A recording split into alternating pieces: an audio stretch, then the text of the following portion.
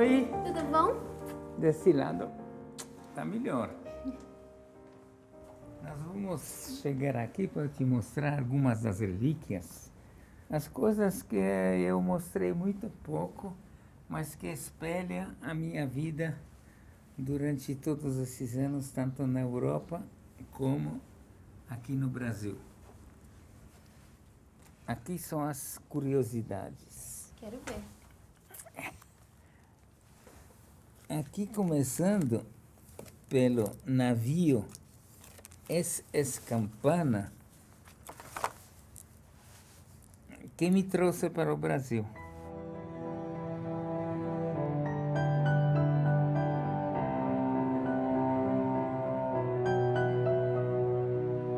Eu tinha 15 anos quando começou a guerra.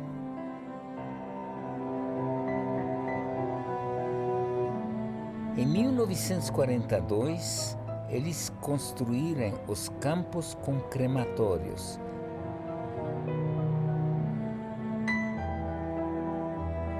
E começaram as matanças em massa. Esse horror terminou 6 anos depois. Passei por 5 campos de concentração. Quase morri de fome, de frio, de tanto trabalhar como escravo. Quando fui libertado, pesava pouco mais de 30 quilos. Foi um milagre eu ter sobrevivido.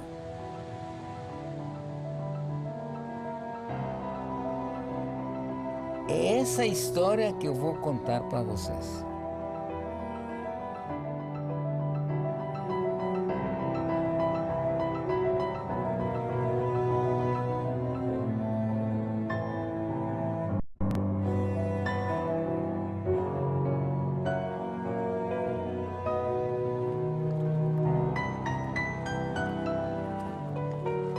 Era uma vida tranquila, uma vida pacata. Eu jogava bola, mas muitas vezes não tinha a bola verdadeira, fazia uma bola de pano. Pegava pano, costurava, depois pegava uma meia e fazia a bola. Escutei o jogo Brasil contra a Polônia, contra Leônidas da Silva, marcou 5 gols descalço. Naquele clube que eu jogava, segundo o nosso treinador, eu tinha Talento. Tinha talento, Era um Leônidas tinha da Silva? futuro mais ou menos para enfrentar Leônidas da Silva. 12, 13 sotaque anos, fofo. piralhinho. Piralhinho. Estamos entrando na casa onde eu nasci, onde eu morei, e eu dormia com mais um irmão e meus pais numa sala grande. Na outra sala dormia meu irmão mais velho. E isso foi até 1939.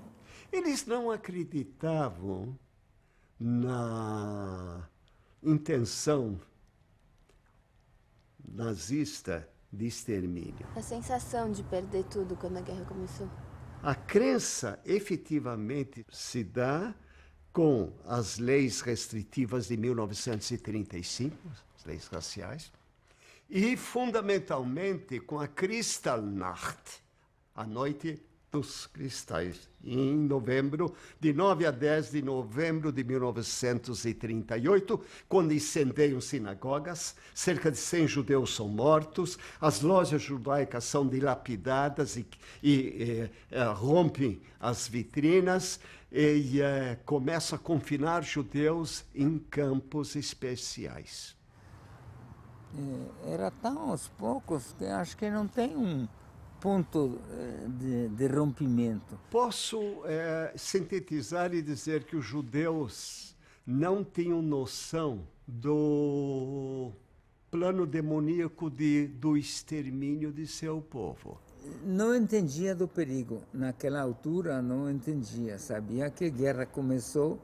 A verdade é de que muitos esperaram até a última hora. Quando os alemães já entraram, era tarde.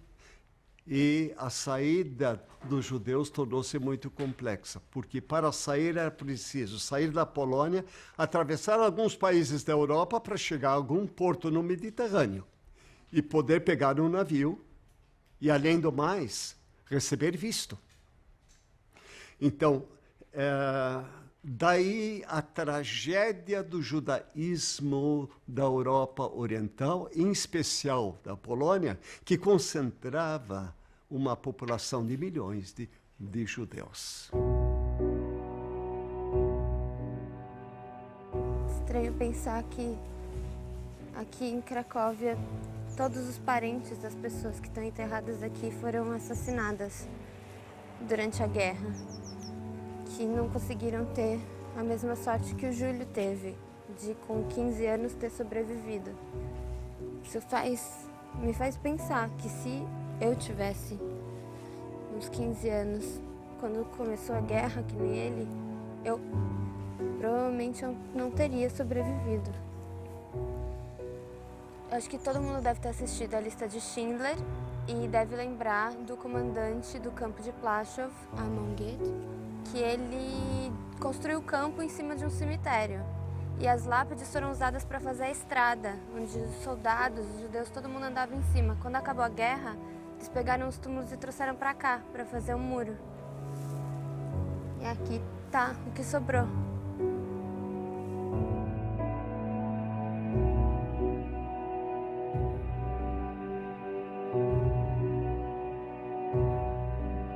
No dia 1º de setembro de 1939, logo de manhã, ouvi umas explosões. Em seguida, nós vimos as tropas alemãs marchando pela rua. Os meus irmãos fugiram para a Rússia, porque acharam que na Rússia era melhor, mas lá também não era muito melhor naquele tempo.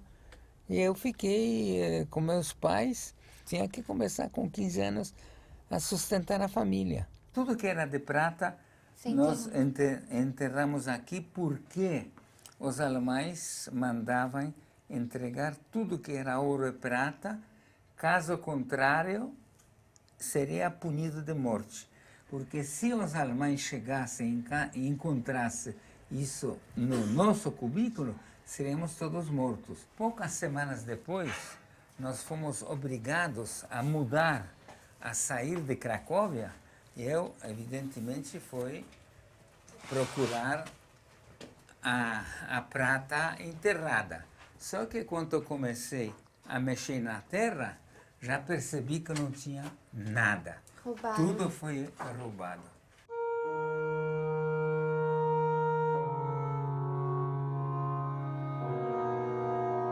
Eu tinha uma aparência não judaica. Era um típico ariano. Tinha um narizinho pequeno para cima e tal. Então eu era mais tolerado do que os outros. E na Polônia, andando numa rua, só porque detectavam que eram judeus, então os não-judeus atacavam e batia forte, batia às vezes até a morte. Now in Poland, do you think that here the Jews that live here, still anti-Semitism here?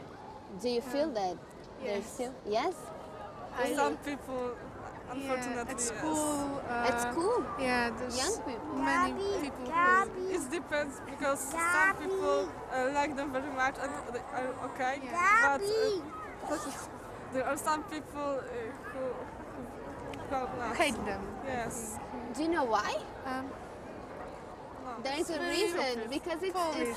it's stupid. Yeah, I think it's know. stupid. Yeah, There is no reason. It's like it's regression. It's not going forward. It's coming back to something awful. jealous. Yeah, Jealous. people I don't. were jealous because Jews have more Many money. money. Yeah, they have money, and because they can borrow.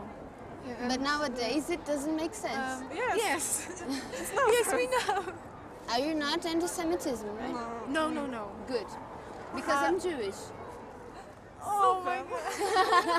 So we know. O racismo, né, e sobretudo o antissemitismo nazista, ele já existia desde os primórdios, desde o seu começo, desde 1919. Inclusive tem o primeiro discurso que nós temos público, né, que é gravado, nós temos isso gravado no Reichstag alemão, que é o parlamento alemão. Ele data de um pouco antes da Segunda Guerra Mundial, em 39, que o Hitler fala claramente que eles têm o objetivo de exterminar, né? Eles usam até o termo Ausrotten, que é a maneira de você exterminar quando você fala de insetos. E eu nunca esqueci meus pais, principalmente a minha mãe. E eu, jovem, julgava que eu simplesmente não merecia acontecer isso.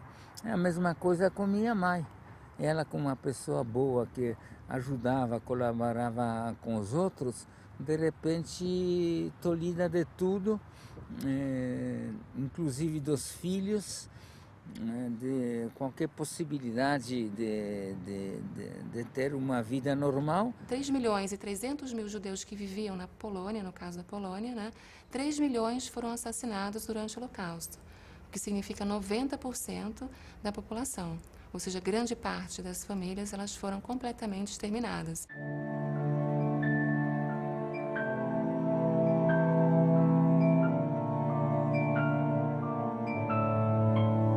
Depois que vocês foram obrigados a sair de casa, como é que foi essa sensação, juntar as coisas e fechar as portas para não voltar mais? Não é fácil, é um trauma, mas quando você tem uma ordem, o morrer, o sobreviver desse jeito, você escolhe sobreviver. Não tinha mais direito nenhum, a gente pensava naquele tempo de fugir, mas meus pais, como os judeus são muito apegados aos bens, é as coisas, não vamos deixar as coisas, essas coisas que mataram eles. E eu com meus pais decidimos ir para um lugarejo. O lugarejo se chama Glewiec. E lá eu morei durante quase um ano com meus pais, até que chegou uma nova ordem, que os judeus não mais podiam ficar nesses lugares. Era obrigado de ir para as cidades mais próximas, que nesse caso era o Prochowicz. A minha mãe falou, você vai se você quiser. Se você não quiser ir, você não vai. Eles foram para essa cidadezinha, Prochowicz. No dia seguinte, os alemães cercaram a cidade com caminhões e levaram todos embora. Eu estava escondido e última vez que eu vi eles.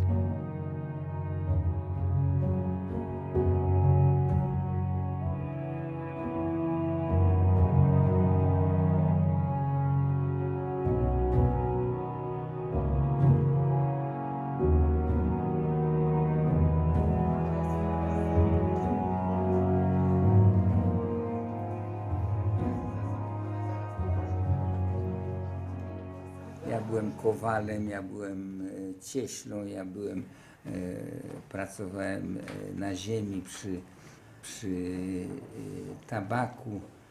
Ja wszystko umiałem robić i oni mnie bardzo lubili. Pomagali w gospodarstwie. Tak. Pomagał pan. Tak. Ja byłem tam przez 9 miesięcy, aż do końca 1942 roku. No ja chcę powiedzieć, że wielu wspaniałych ludzi w Proszowicach, w okolicznych wsiach pomagało właśnie Żydom przetrwać tą zawieruchę wojenną. Znamy te nazwiska, wielu z nich ma. Natomiast były też te takie akcje, no jak wszędzie też byli ludzie, którzy jak gdyby zdradzali.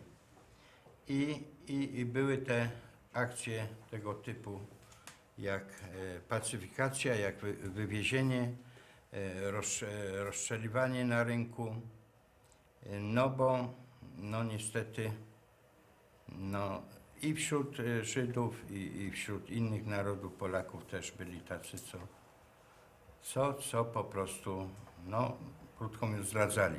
Qualquer ser humano, quando houve as atrocidades, as crueldades, as barbaridades que aconteceram no Holocausto, mataram eles sistematicamente, homens, mulheres, crianças, 1,5 milhão de crianças. Qualquer ser humano, a primeira reação ter sido uma indignação enorme. Uma revolta como que o ser humano conseguiu chegar a um estágio tão animalesco. A diferença entre o animal e o ser humano, que o animal, todas as partes, o cérebro, o coração e as partes inferiores, está tudo no mesmo nível.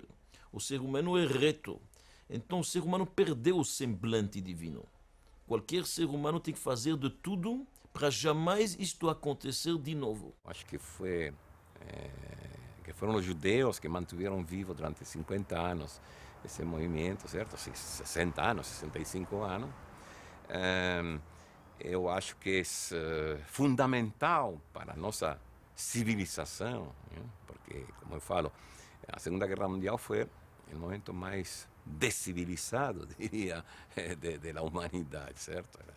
O centro cultural do mundo, né? Entrou nesse pesadelo, porque eu não sei como definir, sabe? Onde a vida humana não é nada, certo? Nós estamos trabalhando, fazendo todo esse esforço para lembrar, para preservar. Agora, você acha que daqui 50, 60 anos alguém ainda vai preservar? Duvido.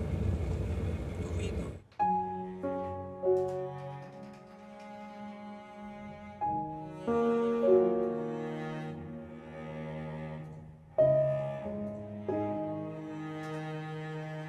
My name is Brigitte Beiler. I'm a historian and academic director of the Austrian Documentation Center of Austrian Resistance, which has done in the last years a lot of research on the persecution of the Austrian Jews during National Socialism. I think you should never say it can't never happen.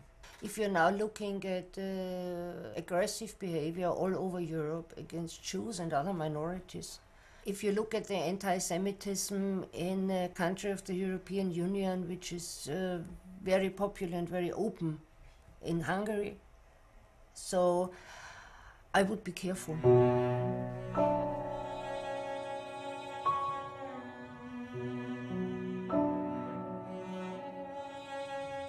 O que eu fazia em Glefce? Trabalhava. Trabalhos braçais. De noite consertava cercas, levava terra de um lado para outro. Em troca, os camponeses me davam um prato de comida. Eles deixavam assim do lado de fora de casa, como se deixa para um cachorro. De dia, eu me escondia num buraco no meio das batatas. Tinha que sobreviver. Vamos tentar encontrar um desses camponeses para ver se ele se lembra de mim. Teraz jego syn jest tutaj koło nas. Mój to nie syn, to wnuk. Ukrywał się jedyny, tu Żyd ukrywał się w lesie. Julek. To pan jest? Ja jestem Julek. O, widzisz, to siedzi. No. Ja pamiętam moje nazwisko. Dobra głowa, dobra głowa. Tak. A pan się dobrze czuje, przecież chyba nie młodszy ode mnie. Jestem starszy. Tego się pan nie spodziewał. Czego, że nie jest pani. Panie Julku, nie rozmawia pan mówi. Tak? Nie rozmawia opowiadał. Co się Był tu taki Julek. Przypomnieć, no to znałem pana, no przecież nie byłem już malutki, jak pan odjechał, no to znałem. No i przecież o panu wszyscy wiedzieli we wsi. No. Zdziwienie wielkie, że akurat pan przyjechał tu. Ale dobrze, jak pan utrzymał ten język polski, nie zapomniał? Nie, ja mówię po polsku. Ja mówię siedmioma językami. Bardzo dobrze. Ja mówię wszystkimi europejskimi językami. Ja się to bardzo zdziwiłam, bo słyszałam tylko z męża opowiadania, że był tu taki Julek. Nigdy bym nie poznał, no bo Ile zresztą, razy? no cóż, Mieliśmy może po 18 lat, No, ja ale pan ile razy 20. się mówiło, miałem że 17 tego, lat. no, że 17 to lat, był no taki to ja Julek, miał... Był tu taki Julek tego, no zawsze mówię. Muita emoção. Muita emoção. A bardzo się cieszę.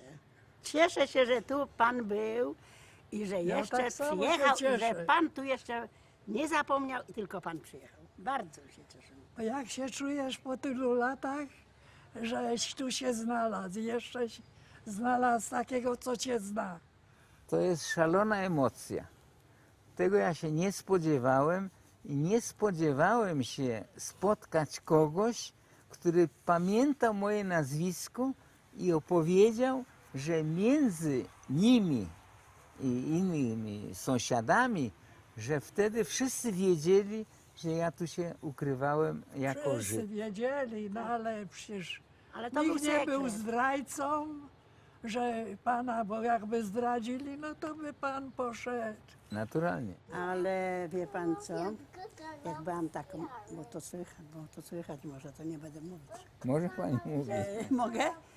Ja miałam takie 10 lat byłam w Proszowicach i wtedy łapali tych Żydów. A ja byłam tako czarne miałam włosy takie tego. I były takie Żydóweczki tam u mojej ciotki. I mówi tak, weźże se, załóż se tę opaskę żydowską. Tak, bo wyglądasz jak Żydówka. Gwiazdę, załóż se i pójdziemy na spacer na miasto. A ja też byłam tako, no jak dziecko, nie? Założyłam se tę opaskę, poszłam z tymi Żydóweczkami. No przecież wtedy były łapanki. Aby mnie byli złapali, to bym też złapała. No była za Żydówkę, nie? Tak. Przyszłam do tej ciotki i mówię, że miałam opaskę, chodziłem po tego. A ciotka mówi, czyś ty zwariowała? Przecież by cię złapali za Żydówkę. No, tak było. To było tak niebezpiecznie, że... Dormíamos em lugares durante o inverno mais escondidos, mas entrava lá, fazia uma parede das batatas e ficava lá esperando a noite. De noite eu saía. Dziękuję serdecznie za to przyjęcie. Jestem bardzo szczęśliwy, że dzisiaj pana spotkałem. Ja też.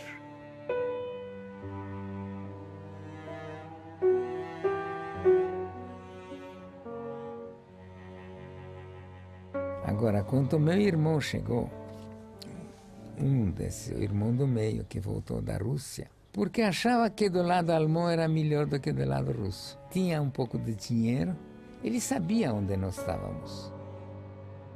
Meu irmão, depois de 15 dias, ele não aguentou mais a pressão. Ele falou, olha, o que acontece com todos os outros vai acontecer comigo. Aqui eu não aguento mais. Você quer ficar, você fica. Como eu não queria mais me separar do meu irmão, falei, não, então nós vamos juntos. Assim nós fomos para o gueto de Cracóvia.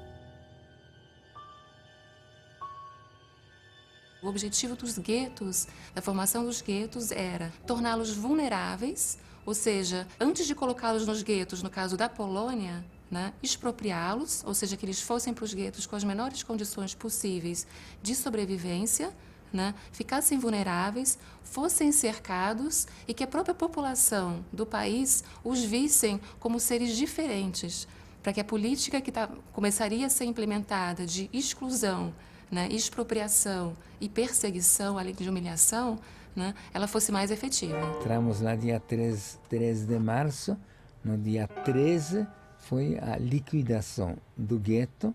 Já com a política de extermínio total, como nós chamamos, ou seja, a transição de uma política de perseguição, humilhação, extermínio paulativo, você tem, na verdade, a prática do que se chama a Endlösung der jüdischen Frage, a solução da questão judaica, que é a palavra que os nazistas utilizavam para assassinar todos os judeus da Europa. Eu entrei no campo de concentração, em 13 de março de 1943. Nos primeiros dias, quando eu cheguei aqui, tinha um morro cheio de túmulos. Era o cemitério israelita de Plaszów.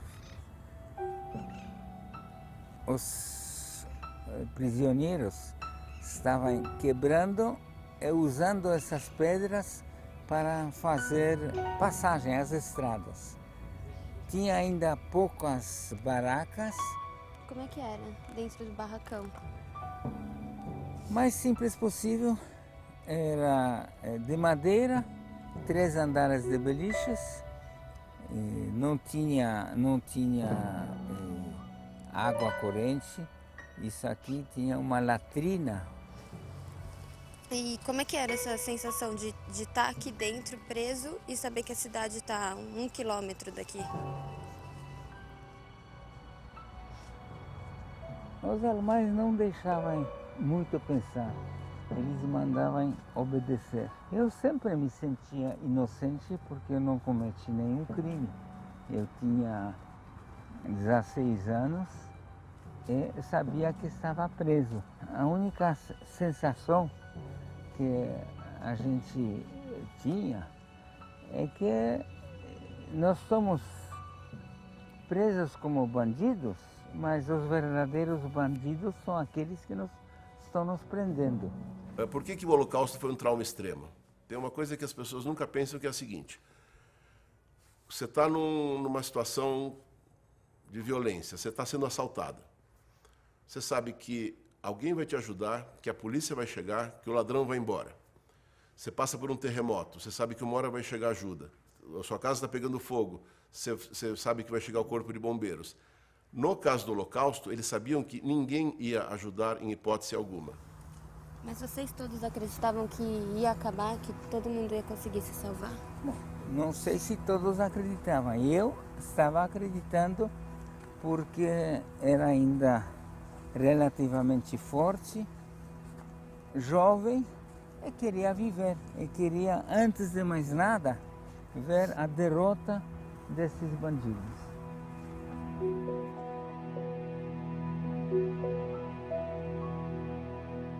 Eu conhecia o Huacho porque esse aqui era um subúrbio da cidade, aonde se passava fim da semana, fazia piquenique. A minha mãe me levava aqui quando eu era pequeno, só para passear. Ela é terceira geração, ela é amiga da minha neta. Então, eu tenho que ser forte, a avó tem que ser forte.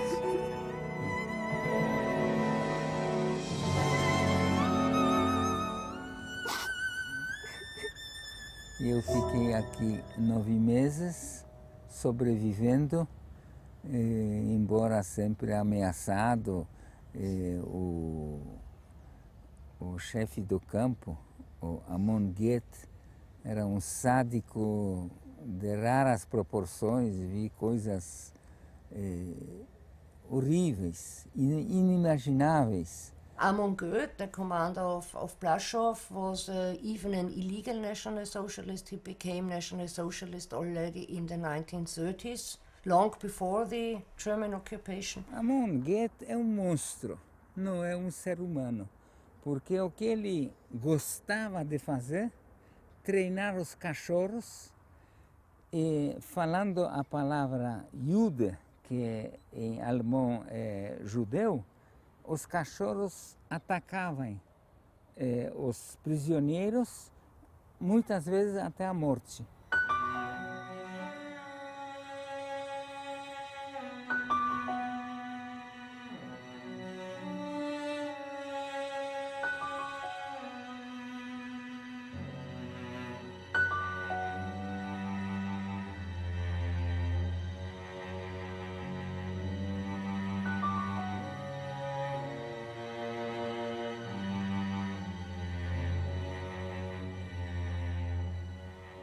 Em parte, o que eu sinto também um pouco de pena, porque o que transviou eles, os alemães e os nazistas, é uma coisa muito estranha, mas eles foram também castigados devidamente. Então, depois de quase 70 anos, é difícil de ter uma mágoa assim profunda. Claro que não se pode esquecer o que eles fizeram, mas eu também tenho pena deles porque eles foram devidamente castigados.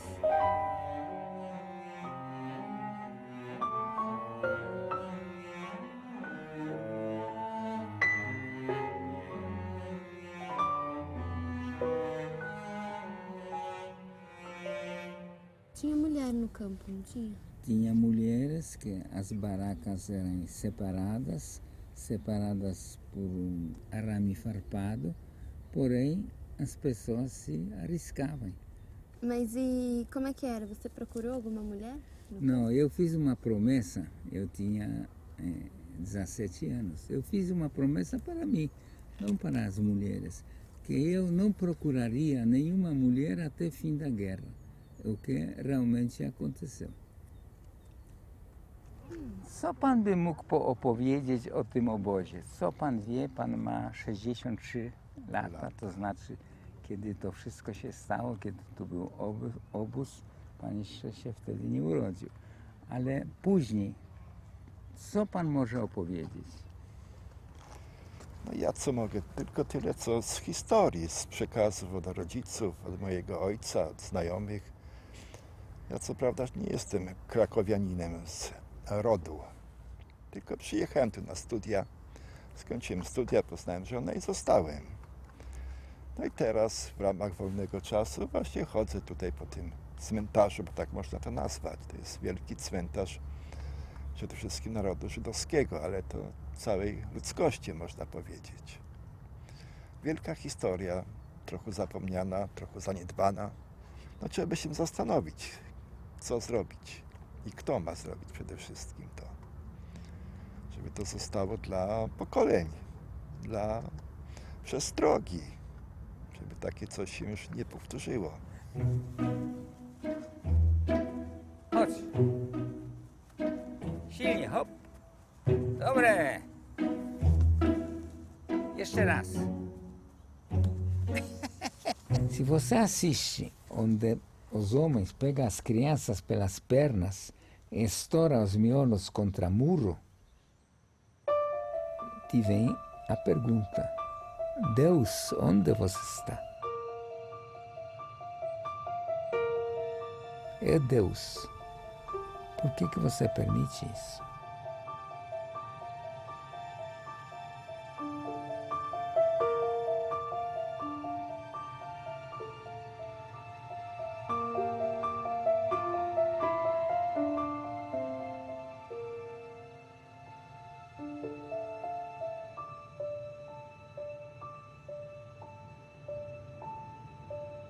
De 41 até 44, os judeus foram levados paulatinamente a campos de extermínio, sobretudo 42, 43, que é o auge do extermínio dos judeus. O campo de Plaszow foi liquidado em razão do avanço dos russos.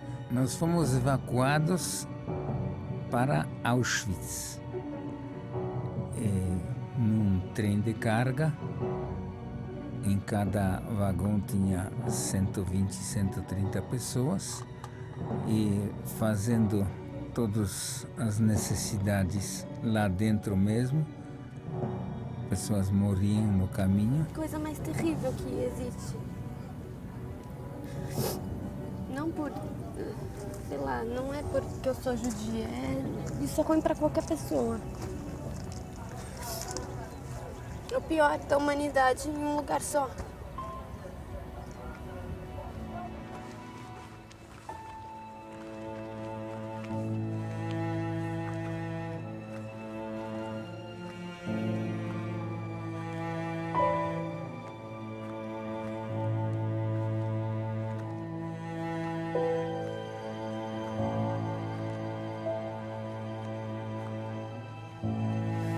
Eu que tenho que amparar ela, não ela a mim. Fica firme. Eu me emociono por dentro, não consigo externar de forma de lágrimas. Por dentro Eu choro pelos dois. Não sei se é mais simples, mas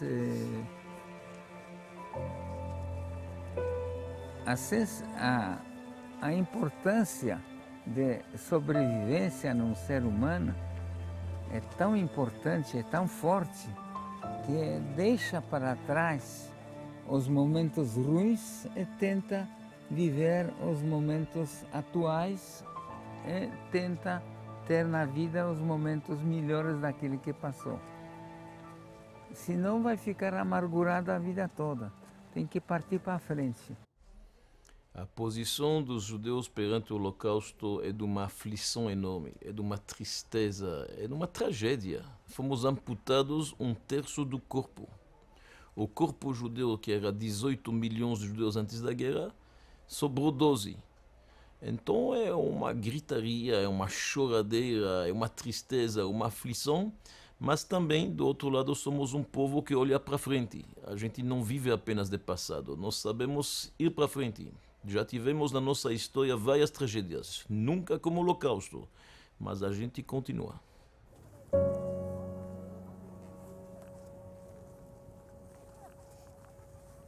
Você tá bem? Eu estou bem. Tem que olhar sempre para frente.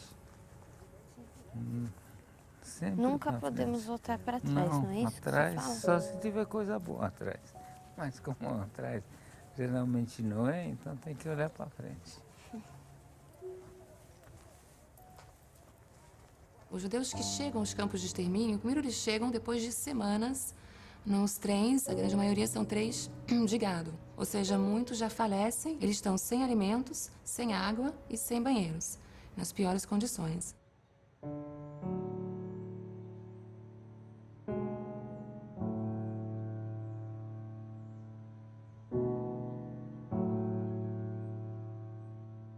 Que aqui nós ficamos algumas horas parados enquanto eles resolviam o destino do nosso vagão, dos outros vagões. Para dizer a verdade, eu não sabia o que ia acontecer. Simplesmente não tinha outra opção. Eles mandavam voltar para o vagão, nós voltamos para o vagão, depois demorou um tempão, o vagão começou a andar e nós sabíamos que estamos vivos, estamos dentro do vagão. Nosso destino era desconhecido. Especially the Holocaust and the question of co-responsibility of Austrians for the Holocaust came up at the end of the 1980s.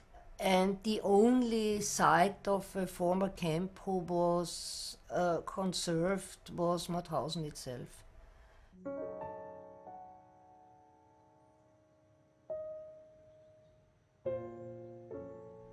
Mauthausen foi um dos campos mais terríveis para o extermínio dos judeus. Era um campo com sadismo surrealista.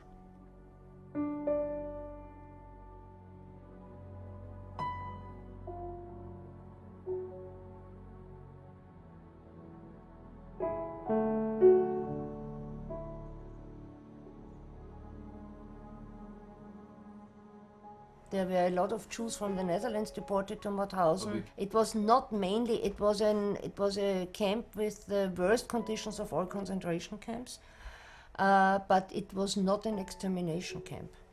It was more like Dachau, more for the repression of politically persecuted people. But especially the Jews of the Netherlands were murdered in the Gori. They were forced to jump down. They called in a very cynical way the parachuters. It's very, very cruel. Quando chegamos aqui, os alemães mandavam a gente carregar pedras pesadas escada acima. Chegando lá em cima, deixava a pedra, pegava a outra e trazia para baixo. A gente fazia isso 10 horas por dia, todos os dias sem parar. Esse tipo de trabalho inútil e exaustivo acaba com o ser humano. Depois de 10 dias, a gente estava mentalmente e fisicamente destruído. Era uma tortura insuportável. Quem não aguentava era morto na hora, com um tiro ou jogado lá de cima.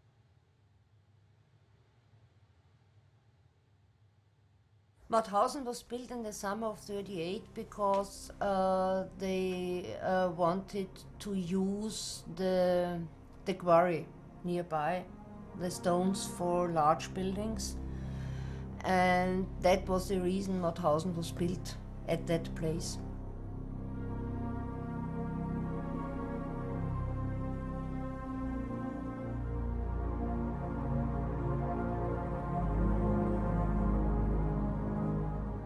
There were not many Austrians in Mauthausen. That Mauthausen was a camp for, there were a lot of people of Spain, Spanish Republicans, communists. There were a lot of people of Czechoslovakia. E eu já apanhei uma vez porque eu saí da baraca para ir até a latrina, mas eu não aguentei no caminho, porque já estava tão apertado que não aguentei. E um espanhol percebeu que eu estava fazendo necessidade no caminho. Aí ele me pegou, apanhei terrivelmente.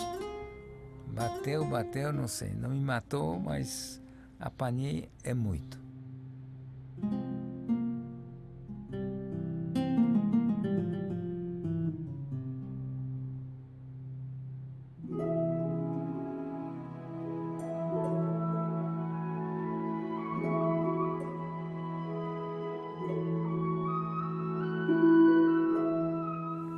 In Mauthausen an und für sich, das war ein Lager, Transitlager.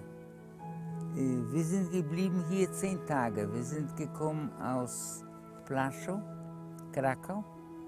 Wir sind durchgefahren in Auschwitz. Das waren nur 24 Stunden. Und dann haben wir uns geschickt hier nach Mauthausen. Aber wir haben gewusst, das ist ein Transit und wir werden geschickt nach anderen Arbeitslagers.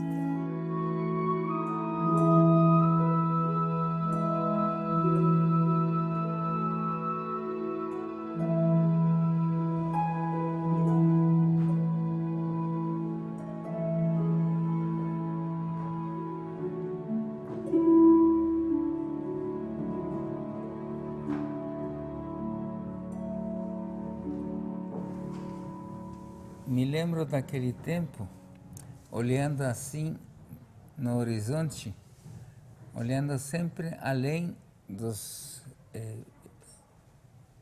arame farpado eletrificado, vendo a liberdade, é uma sensação indescritível. E me lembra uma frase de um poeta polonês que falava: liberdade, tu és como saúde, só dá valor para você quem te perde.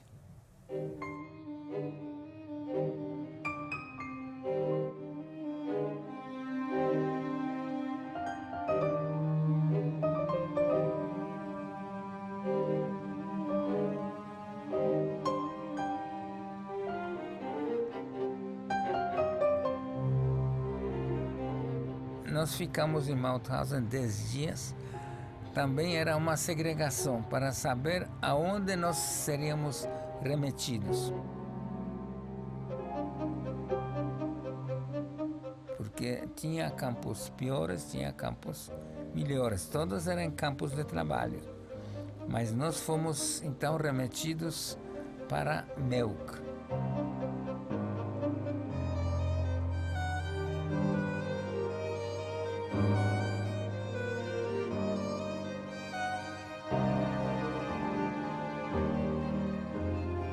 Era setembro de 1943 e naquela época o trabalho lá era a construção de túneis.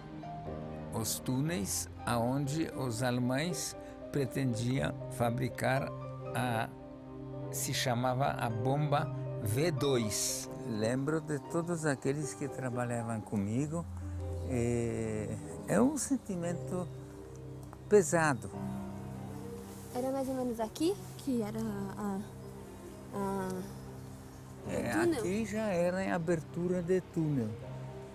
Quando começou o inverno, o mestre austríaco me escolheu para eu trabalhar dentro do túnel, que era uma salvação.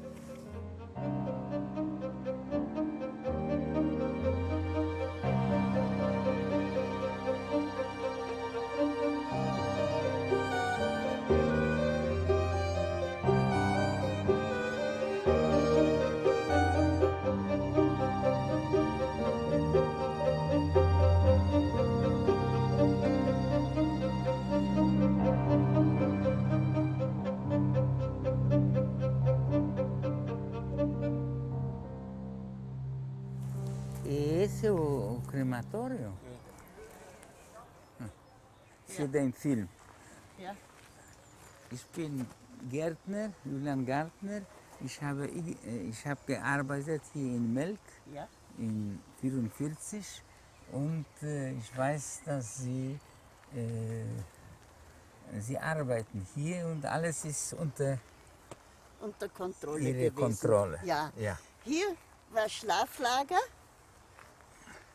im Kasernenhof. Aqui era. War Schlaflager. Ja. Und von hier, wir sind immer gegangen bis zum Plattform, bis zum Zug. Ja. Und mit dem Zug gefahren, ein paar Minuten, Ja. wo wir gebaut haben, die Stollen. Ja. Wo die Stollen gebaut worden sind und wo die Fabrik errichtet wurde.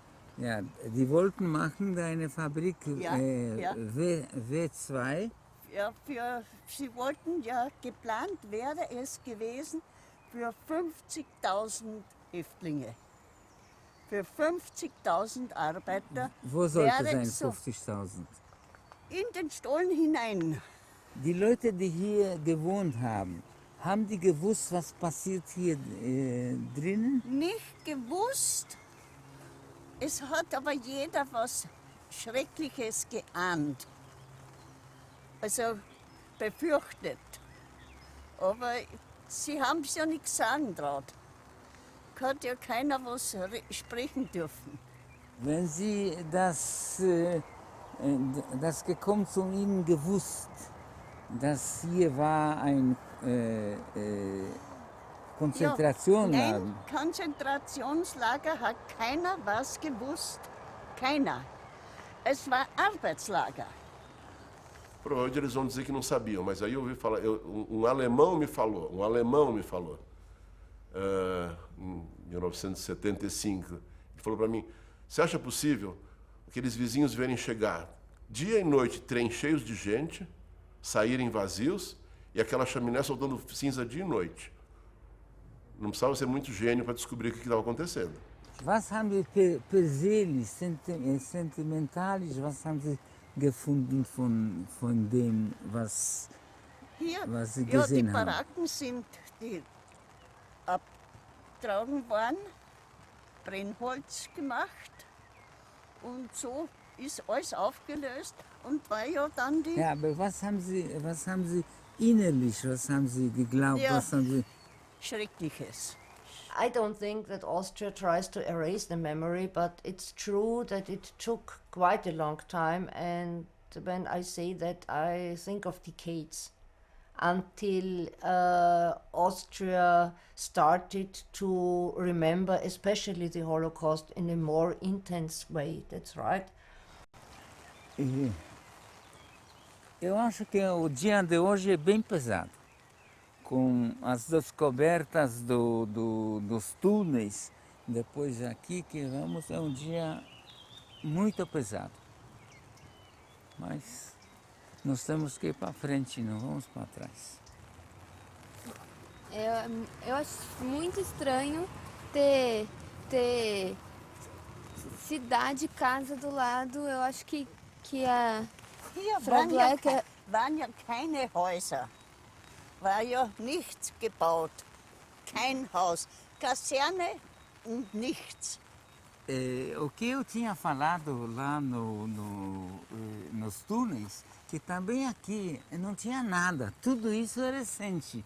Então, naquele tempo, era simplesmente um terreno. Mas não agora é constrói terreno, do lado do crematório e colocam flores no crematório, no caminho de ida para o crematório. Bom, isso é... o crematório agora não está Tudo bem que é funcionando. turístico, mas você colocar flor é para ficar bonito, eu acho, que não é por homenagem a ninguém.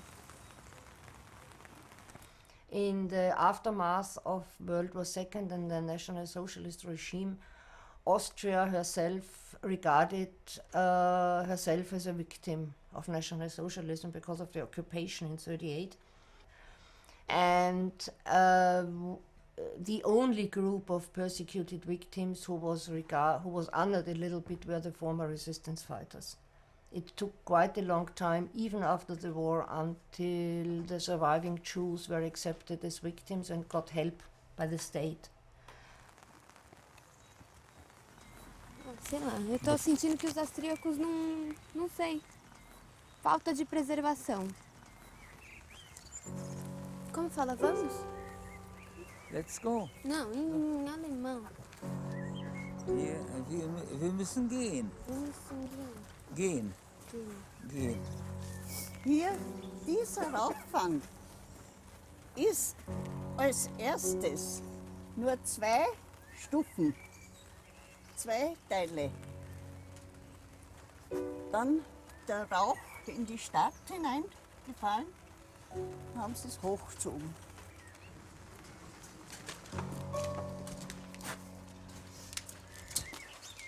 Sie haben Licht hier.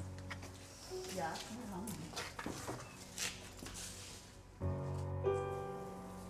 Hier sind nämlich Menschen gestorben. Darum habe ich immer ein Licht dafür.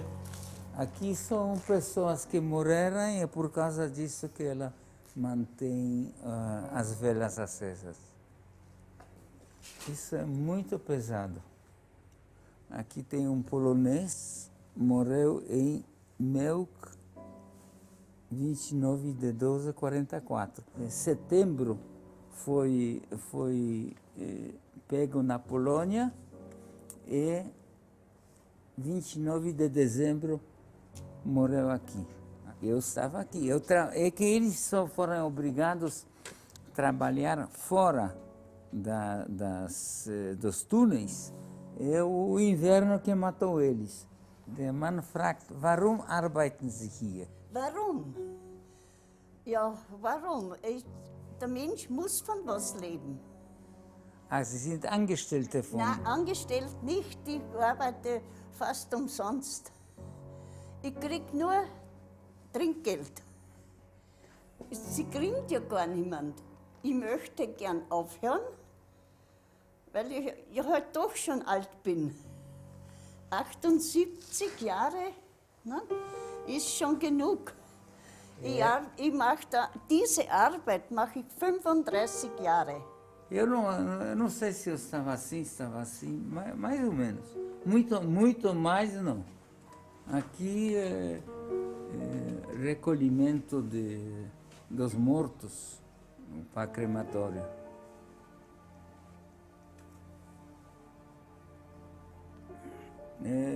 Isso é muito apavorante. Apavorante. Apavorante. Tô detestando tudo. Não sei, eu não consigo entender. Esse é benzer.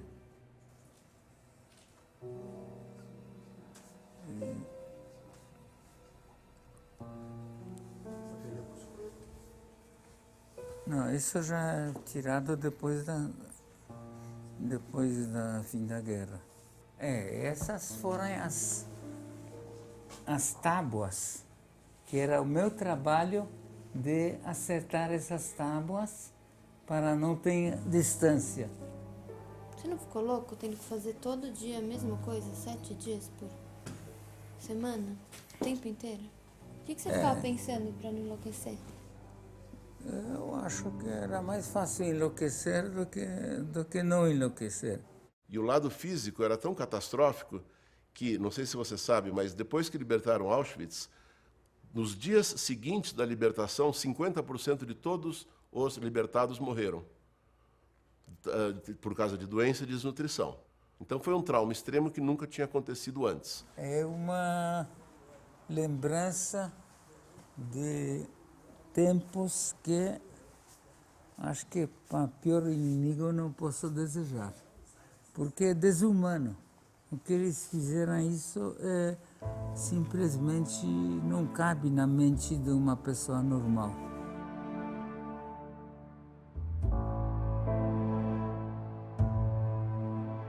E nós fomos de Meuk para Ebense, era aquela famosa Marcha de Morte, onde durante 3 dias e 3 noites, quem não conseguia andar era, se não me engano, 70 quilômetros em 3 dias. Quem não conseguia seguir era morto na hora. E na marcha, essa marcha de morte, o meu irmão, ele desistiu. Ele não estava conseguindo mais, porque o tamanco dele machucava tanto, ele não estava conseguindo mais andar. Aí eu com mais 2 amigos carregamos eles no ombro e conseguimos chegar a Ebense. Meu nome é Gartner. Yeah. My name is Wolfgang Guatemba and I'm the head of the museum here. Wolfgang. Yes. Yeah. Mr. Gärtner, I had a look on our database and I found your name in our database because you have been in the concentration camp in Ebensee and you were liberated here. So I found a document. Did you find of my brother, Henrik? Maybe I must have a look, but first I want to give you one document showing your name. Maybe later we have a look. Okay. So look here, I could print it out. This is the document states that you have been in first to Blaschow, then to Mauthausen, and then brought to Ebensee. And this is your prisoner number, and also your flat or your house in Krakow, where you were born, I think. So. Bom, Gartner Julian é o meu nome. Bom, essa é surpresa, mas surpresa positiva, porque eu não achava que existe esse registro, quem estava aqui, as datas que ele deu, isso era uma surpresa.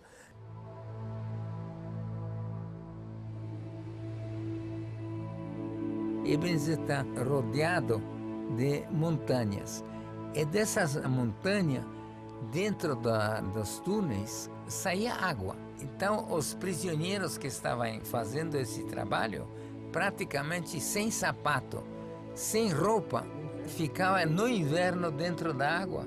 Não aguentavam, ficavam doentes. Quando ficava doente, era automaticamente remetido para Mauthausen e morto.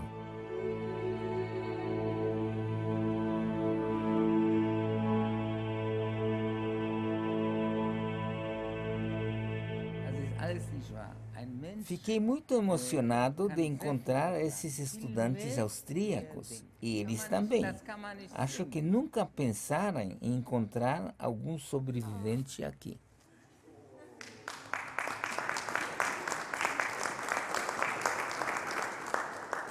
Olha, eles, não, olha, isso é típico de alemão, eles são muito organizados. Muito. O país todo dele é organizado.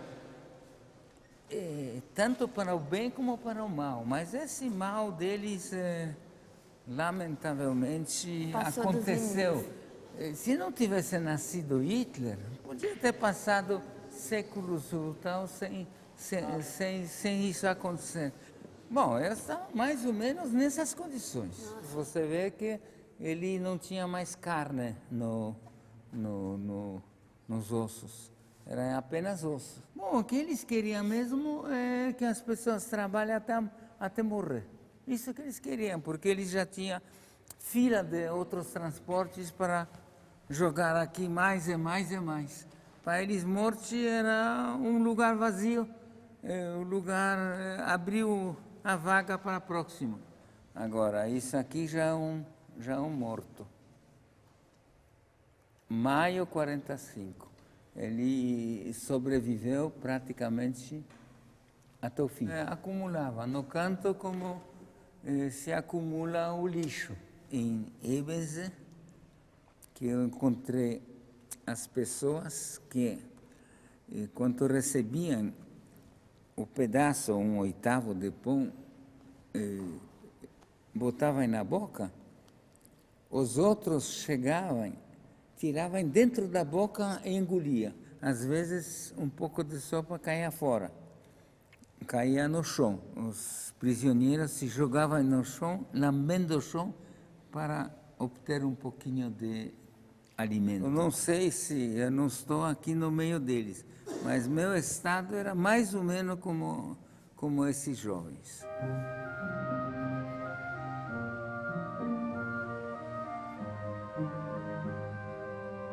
Num poucos ataques combinados russo-americanos bombardearam uma cidade perto de lá, se chama Atnang-Puchheim. Atnang-Puchheim era um importante nó ferroviário por onde corriam todos os suprimentos dos alemães. Como eles precisavam desobstruir essa passagem, eles chegaram lá no campo e chamaram quem queria ir para trabalhar lá fora. E eu fui um dos escolhidos. Isso me salvou. Nos vagões tinha açúcar, cevada, a gente comia o que aguentava. Isso me deu forças para sobreviver mais alguns dias. Só se enxergava montanhas. Só. Única, exclusivamente. E de todos os lados era cercado? Era cercado. Né? Cercado das montanhas. Quando uma nuvem entrava aqui, o que está escrito aqui? Não saía mais.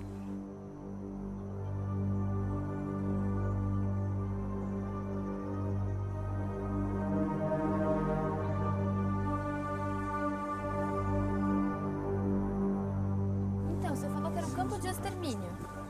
É um campo de extermínio que virou uma vilinha bonitinha, como se nada tivesse acontecido. Imagina não, eles simplesmente acabaram com o campo, lotearam e fizeram disso uma moradia mais do que simples. Você tem netos. Imagina, tipo, os bisnetos das pessoas que moram aqui, os netos das pessoas que moram aqui é capaz de nunca descobrirem que isso aqui foi um campo. Não, se não fosse aquela placa, provavelmente... A placa pode ser derrubada, se ninguém nem lembra de nada e destruir o campo inteiro, não se podia saber. Nada, podem destruir aquele muro, aquela entrada e pronto.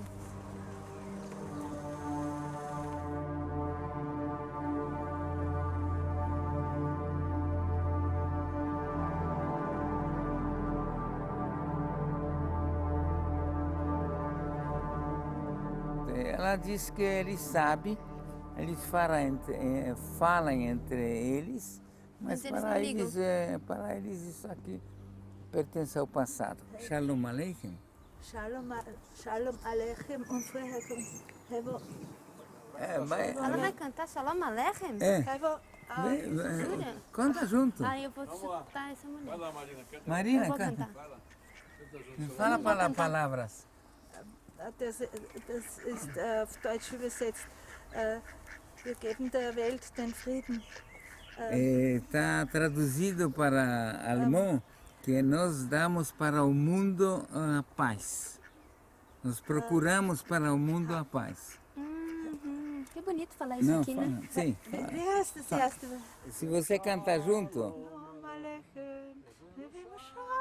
Shalom Aleichem.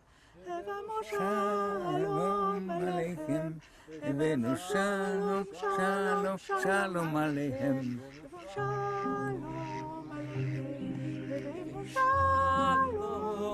Aleichem, Evenu Shalom Aleichem. Evenu Shalom, Shalom, Shalom Aleichem. Evenu Shalom Aleichem. Evenu Shalom Aleichem. Evenu Shalom Aleichem. Evenu Shalom, Shalom, Shalom Aleichem. já tínhamos uma ideia que a guerra estava no fim, porque ouvíamos esses aviões americanos bombardeando, então sabíamos que eles estão perto. Alguma coisa está mudando, alguma coisa está acontecendo. Voltamos para os barracos, fomos dormir como de costume. De manhã, no dia seguinte, alguém já falou, olha, não tem guardas, os portões estão abertos, não tem guardas. E assim, estamos livres. Descemos direto lá, que tinha um gramado, até chegar à primeira casa. Aí nós começamos a conversar, eles falaram que não sabia de nada. Mas é mentira, porque eles pode ser que não, mas os familiares trabalhavam lá como guardas nesse campo. Eles nos ofereceram comida, comemos um pouquinho, levamos o que deu para levar e andamos para frente. Numa hora apareceu um caminhão americano com soldados americanos.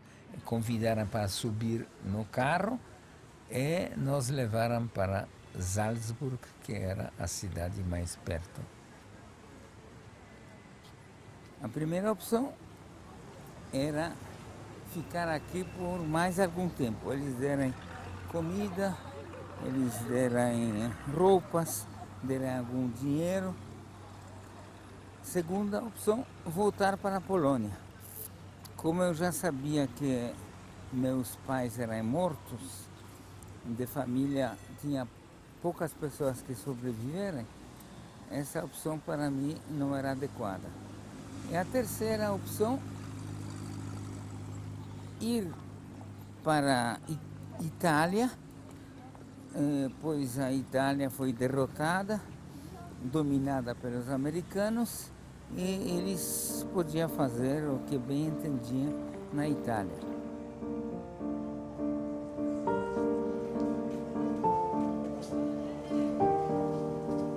Aí eu escolhi, então, nós escolhemos Itália.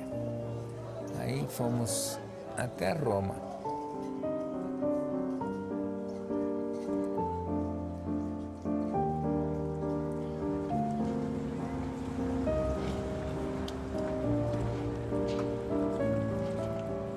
Em Cinecittà era um campo de ex-prisioneiros. Aqui eu fiquei 8 meses, comendo, vendo médicos, descansando. Aqui a gente tirava os piolhos, as pulgas. Esses galpões de cinema enormes foram transformados em abrigos para os ex-prisioneiros. Éramos milhares de ex-prisioneiros. Aqui era cheio de beliches. Em Veneza era a minha primeira experiência como homem. Eles arrumaram simplesmente por um preço relativamente baixo uma prostituta que até eu acho que ela ficou meio surpresa de ter um homem já de 22 anos pela primeira vez. Mas foi bem.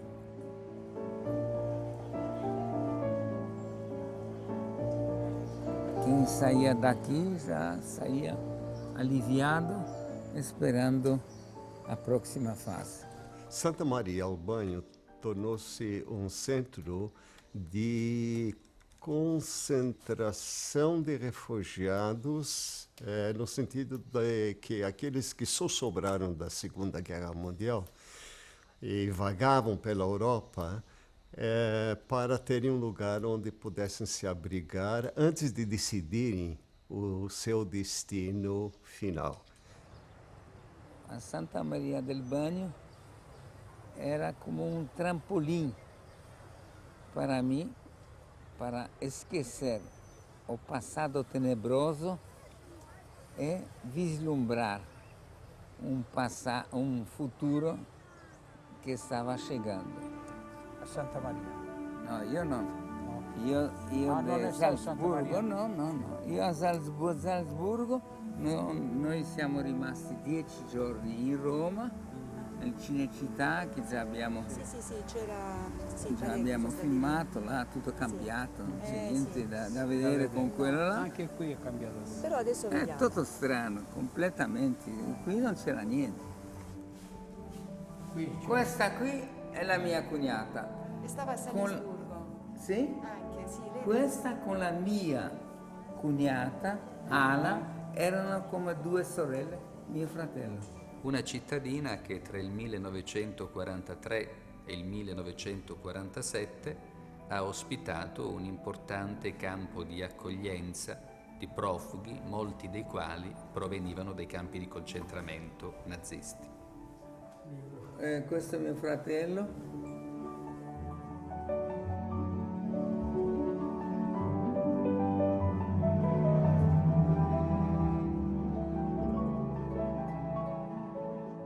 La parte nord dell'Italia era occupata dai nazifascisti, mentre la parte meridionale dell'Italia, e nella parte meridionale vi è la Puglia e vi è la nostra città, la nostra Nardò, la parte meridionale dopo l'8 settembre era stata liberata, per cui fu possibile realizzare nell'Italia meridionale campi di accoglienza di coloro che riuscivano a sfuggire e a scampare ai campi di concentramento, proprio perché la parte meridionale d'Italia era stata appunto liberata dai nazifascisti.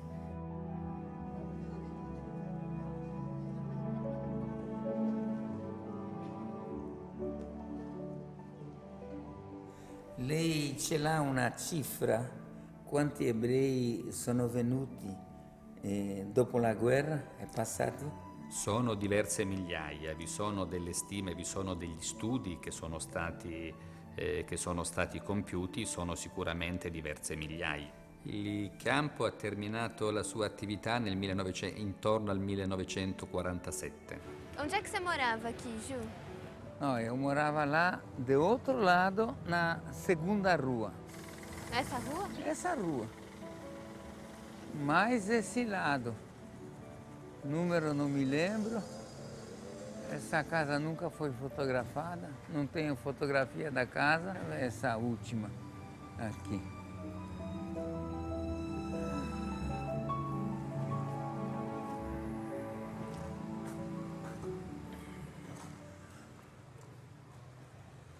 Quem morava desse lado, que era ocupado pelas pessoas do campo, tomava banho aqui, muitas vezes pulando dessas rochas ou descendo e tomando banho. Um certo dia, eu voltando de uma excursão, estou vendo uma aglomeração grande. Curiosidade, perguntaram o que aconteceu. Aí contaram que tinha misturado entre os outros, era um SS, que era num grupo especial que tinha embaixo do braço tatuada a suástica, tomando banho. Estava fingindo ser judeu com os outros? Estava entre os judeus, para se salvar, como faziam judeus na Polônia, entre os católicos. Aí o esparadrapo que cobria a suástica descolou e caiu. E ele reparou. O tal nazista foi linchado. Quando eu cheguei, só vi coberto de jornal, de panos. Esse grupo que tinha esse tipo de suástica era um grupo radical. O encontro no museu com fotos do meu irmão, da minha cunhada e dos meus amigos, que alguns nem lembravam mais, também me deixou bastante emocionado. Depois de Santa Maria Albânio, eu passei pela Itália toda, mas um dia tinha que começar a vida. O meu irmão mais velho já tinha vindo para o Brasil e eu queria vir também. voltei para Roma, arrumei um visto para o Brasil e uma passagem de navio que ia sair de Marseille. Como eu tinha um primo em Paris, eu fui na casa dele para aguardar lá o embarque. A nossa fantástica jornada está chegando no fim. Estamos em Paris, no último dia da nossa viagem. Eu apenas ofereci a minha pessoa com as minhas amargas lembranças do passado, mas nunca imaginei que poderia reviver e rever esses momentos que me proporcionarem muita dor, muito sacrifício, mas como eu sou um dos poucos sobreviventes que passaram por toda esse holocausto, do outro lado, estou feliz podendo contar. Nunca podia ter pensado de voltar e rever todos esses lugares que tanto me marcaram, como também a partir do porto do Rio de Janeiro, relembrar aquela volta a uma vida normal. Seid zu essen bei jenem Matze, Fleisch und Fisch. Es krante ein Stückel Brot mit a Hering, a Bi bei sein eigenem Tisch.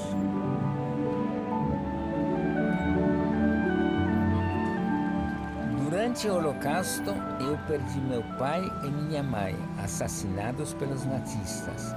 Perdi praticamente toda a minha família, meus tios, primos, amigos, perdi minha juventude. Não vivi entre os 15 e 21 anos de idade. Foram 6 anos que minha vida parou. Era um morto-vivo, escapei de morrer 7 vezes. Vi mais morte do que vida. Vi milhares de pessoas morrerem ao meu redor, mas sobrevivi para contar ao mundo o que foi o Holocausto.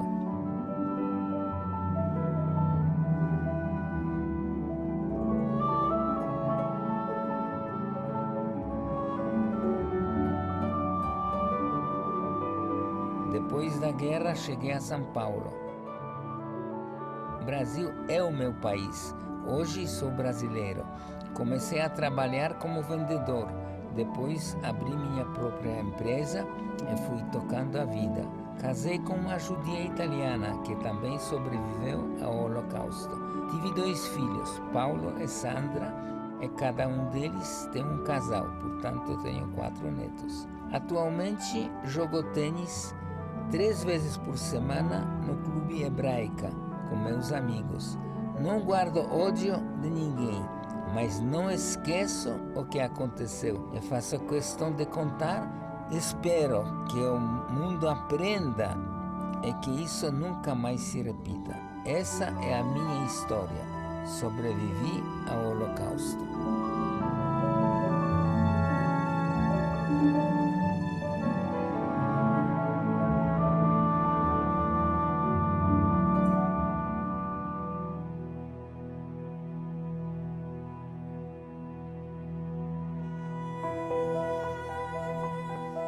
Eu acho que isso eu sempre soube, assim, essa história pra mim veio de quando eu me lembro por gente, eu sei que meu avô sobreviveu à guerra. Eu acho que toda a educação da minha irmã, foi entre meu pai e minha mãe, os dois eram, de cada um da sua forma, eram sobreviventes. A casa teve essa influência desde o primeiro dia. Acho que assim, a história do meu avô ela é muito importante, porque ele passou por muita coisa, e até como a forma que ele refez a vida dele. Ele não se apega ao passado e nem ao futuro. Não tem como ele ter raiva das coisas, porque ele vive o presente. Para mim era inconcebível, especialmente quando eu fui chegando na idade dele, 14, 15 anos, como é que você fazia para sustentar a família com 15 anos? Como é que você, com, sei lá, 16 anos, foi morar longe dos seus pais e ficar escondido? Então, quando eu tinha a idade que ele tinha na guerra, isso sempre me batia na minha cabeça, assim. O que mais me lembra e me choca foi o momento que ele conta que ele carregou o irmão dele no que ele chama Marcha da Morte, mas que não foi exatamente a Marcha da Morte que existiu na guerra, que o irmão dele já queria cansar, já não queria mais lutar, falou que queria se entregar, e meu avô, que já estava super fraco, porque também já eram os últimos momentos aí da guerra, e ele carregou o irmão dele para que o irmão dele pudesse sobreviver. As coisas que meu pai mais sempre falou, você não tem ideia do que um ser humano pode aguentar. E isso vale para qualquer coisa. E como sobrevivente, ele exigiu da gente também, foi exigente. Ele passou para nós, né, a responsabilidade do que é nessa missão de estar vivo. Acho que a gente passa realmente a dar valor para muita coisa, pensar em muita coisa que a gente não pensaria se não tivesse passado, se não tivesse contato com uma pessoa que passou por isso. Então, aquelas histórias de você estar numa mesa, no almoço com os netos e todo mundo quer pegar a comida super gostosa e aí meu avô fala, olha, você coloca no prato pouquinho em pouquinho e se você tiver mais fome você coloca no prato de novo. Ou alguém falava, não aguento mais comer, tô muito cheio, não aguento mais. E meu avô falava, você não sabe o que é não aguentar mais, não usa esse tipo de expressão. O melhor jeito de falar é um vencedor, um exemplo de uma pessoa digna, honesta, tem os melhores valores e soube transmitir isso para os filhos. Então, um orgulho de ser neto dele. Obrigado, Márcio.